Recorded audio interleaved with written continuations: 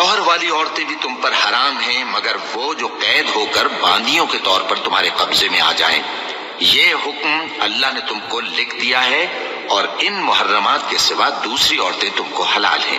اس طرح سے کہ مال خرچ کر کے ان سے نکاح کر لو، بشرطے کہ نکاح سے مقصود عفت قائم رکھنا ہو، نہ کہ شہوت پرستی۔ تو جن عورتوں سے تم لطف اندوز ہوئے ان کا مہر جو مقرر کیا ہو ادا کر دو، اور اگر مقرر کرنے کے بعد آپس کی رضامندی سے مہر میں کمی بیشی کر لو تو تم پر کچھ گناہ نہیں۔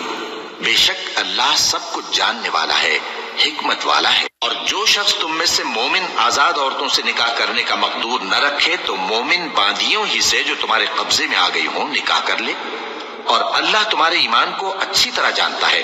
تم آپس میں ایک دوسرے کے ہم جنس ہو، پھر ان لونڈیوں کے ساتھ ان کے مالکوں سے اجازت حاصل کر کے نکاح کر لو، اور دستور کے مطابق ان کا مہر بھی ادا کر دو، بشرطے کہ وہ پاک دامن ہو، نہ ایسی کہ کھلم کھلا بدکاری کریں اور نہ در پردہ دوستی کرنا چاہیں۔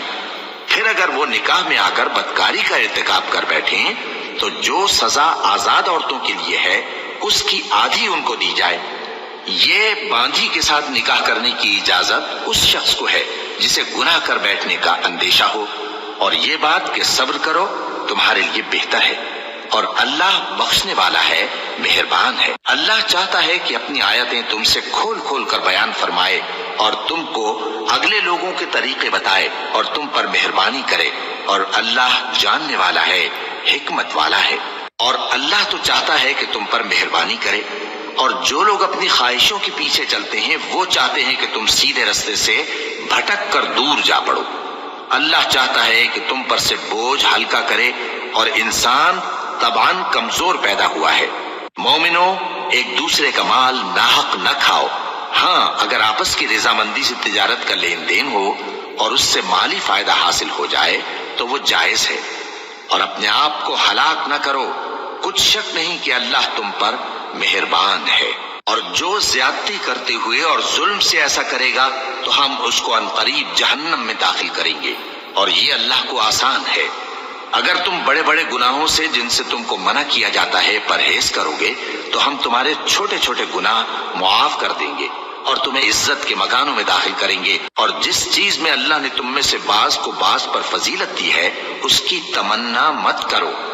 مردوں کو ان کاموں کا ثواب ہے جو انہوں نے کیے، اور عورتوں کو ان کاموں کا ثواب ہے جو انہوں نے کیے، اور اللہ سے اس کا فضل و کرم مانگتے رہو، کچھ شک نہیں کہ اللہ ہر چیز سے واقف ہے۔ اور جو مال ماں باپ اور رشتہ دار چھوڑ مریں تو حقداروں میں تقسیم کر دو کہ ہم نے ہر ایک کے حقدار مقرر کر دیے ہیں، اور جن لوگوں سے تم عہد کر چکے ہو ان کو بھی ان کا حصہ دو، بے شک اللہ ہر چیز پر نگراں ہے۔ مرد عورتوں پر حاکم ہے، اس لیے کہ اللہ نے بعض کو بعض سے افضل بنایا ہے، اور اس لیے بھی کہ مرد اپنا مال خرچ کرتے ہیں۔ تو جو نیک بیویاں ہیں وہ فرمانبردار ہوتی ہیں، اور ان کے پیٹھ پیچھے اللہ کی حفاظت میں مال و آبرو کی خبرداری کرتی ہیں۔ اور جن عورتوں کی نسبت تمہیں معلوم ہو کہ سرکشی اور بدخوئی کرنے لگی ہیں تو پہلے ان کو زبانی سمجھاؤ، اگر نہ سمجھیں تو پھر ان کے ساتھ سونا ترک کر دو،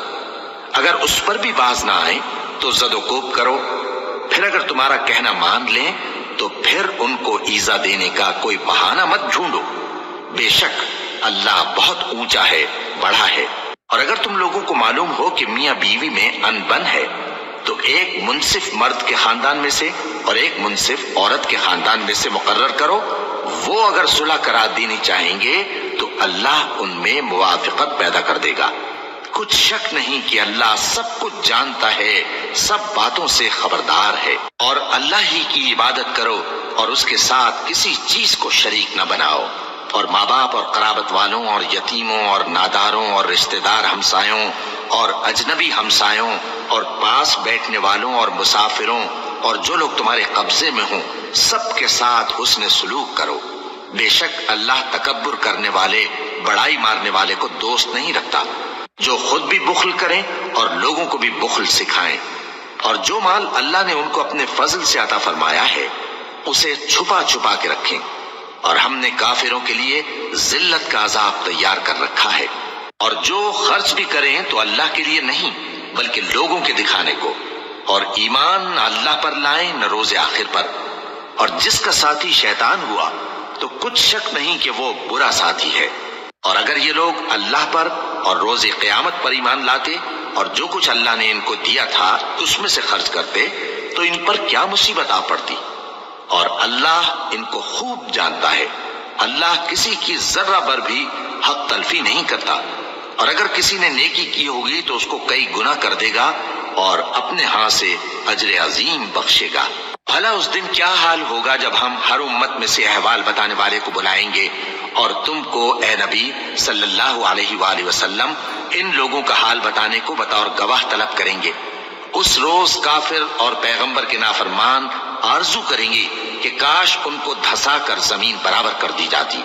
اور وہ اللہ سے کوئی بات چھپا نہیں سکیں گے۔ مومنو، جب تم نشے کی حالت میں ہو تو جب تک ان الفاظ کو جو منہ سے کہو سمجھنے نہ لگو نماز کے پاس نہ جاؤ،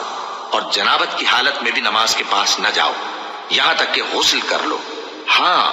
اگر بحالت سفر رستے چلے جا رہے ہو اور پانی نہ ملنے کے سبب غسل نہ کر سکو تو تیمم کر کے نماز پڑھ لو، اور اگر تم بیمار ہو یا سفر میں ہو یا کوئی تم میں سے بیت الخلا سے ہو کر آیا ہو یا تم نے عورتوں سے مقاربت کی ہو اور تمہیں پانی نہ ملے تو پاک مٹی لو اور منہ اور ہاتھوں کا مسح کر کے تیمم کر لو، بے شک اللہ معاف کرنے والا ہے، بخشنے والا ہے۔ بھلا تم نے ان لوگوں کو نہیں دیکھا جن کو کتاب سے حصہ دیا گیا تھا کہ وہ گمراہی کو خریدتے ہیں اور چاہتے ہیں کہ تم بھی رستے سے بھٹک جاؤ؟ اللہ تمہارے دشمنوں سے خوب واقف ہے، اور اللہ ہی کافی کارساز ہے، اور اللہ ہی کافی مددگار ہے۔ اور یہ جو یہودی ہیں ان میں کچھ لوگ ایسے بھی ہیں کہ کتاب اللہ کے کلمات کو ان کے مقامات سے ہٹا دیتی ہیں اور کہتے ہیں کہ ہم نے سن لیا اور نہیں مانا،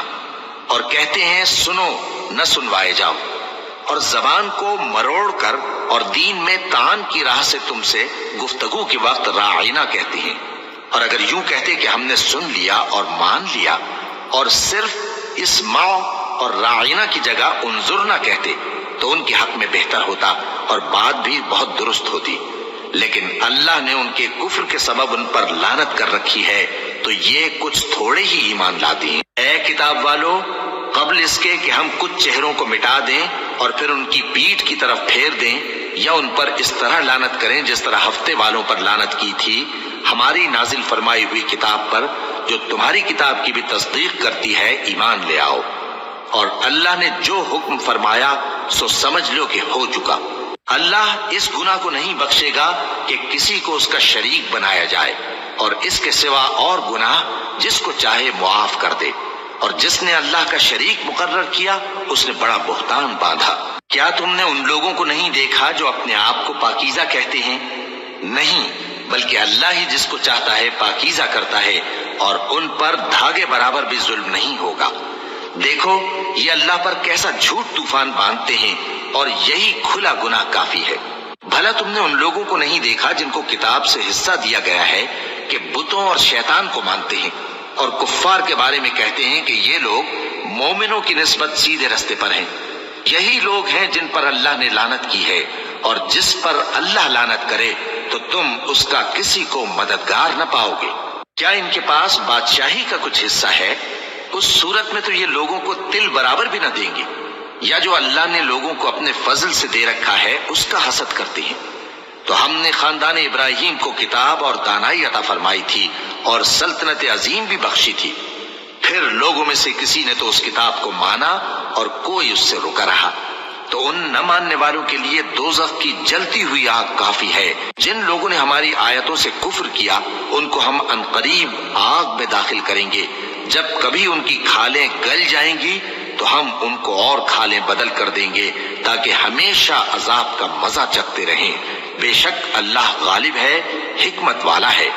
اور جو لوگ ایمان لائے اور عمل نیک کرتے رہے ان کو ہم بہشتوں میں داخل کریں گے جن کے نیچے نہریں بہہ رہی ہیں، وہ ان میں ہمیشہ ہمیشہ رہیں گے۔ وہاں ان کے لیے پاک بیویاں ہیں اور ان کو ہم گھنے سائے میں داخل کریں گے۔ مسلمانوں، اللہ تم کو حکم دیتا ہے کہ امانت والوں کی امانتیں ان کے حوالے کر دیا کرو، اور جب لوگوں میں فیصلہ کرنے لگو تو انصاف سے فیصلہ کیا کرو۔ اللہ تمہیں بہت خوب نصیحت کرتا ہے، بے شک اللہ سنتا